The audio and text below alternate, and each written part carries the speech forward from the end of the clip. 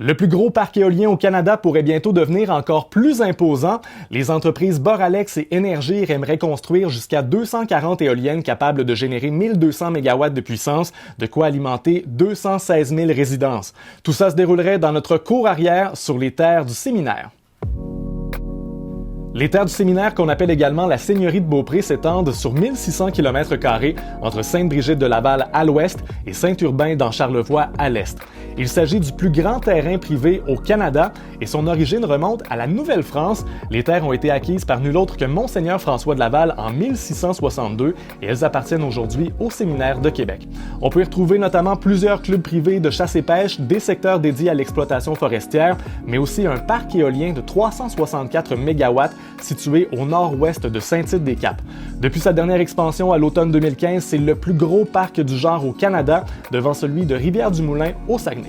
La Presse Plus nous apprenait ce matin que les promoteurs Boralex et Énergir ne comptent pas s'arrêter là. Ils ont identifié 3 secteurs de la seigneurie pour y construire de 180 à 240 nouvelles éoliennes au total.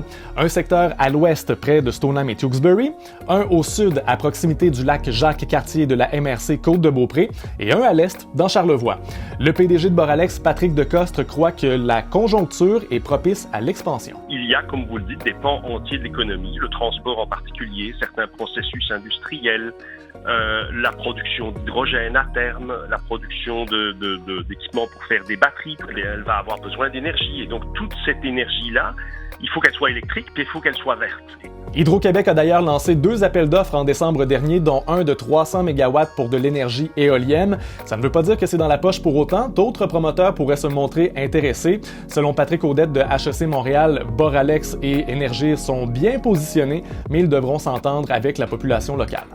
Comme il y a un bon gisement de verre, c'est sûr que ça va les placer d'une bonne situation.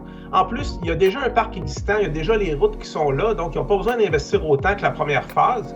Donc, je pense qu'au niveau du prix, ils vont être très compétitifs. Au niveau de l'acceptabilité sociale, je pense qu'ils vont devoir trouver des terrains d'entente avec les villes environnantes parce que comme c'est un terrain privé, c'est plus difficile de négocier peut-être ces éléments-là. Une séquence de consultation publique est prévue ce printemps après le dépôt de l'étude d'impact. La construction pourrait commencer à l'été 2023 et la mise en service aurait lieu à la fin 2025. Pour en savoir davantage et pour d'autres nouvelles, consultez l'appli Info de Radio-Canada.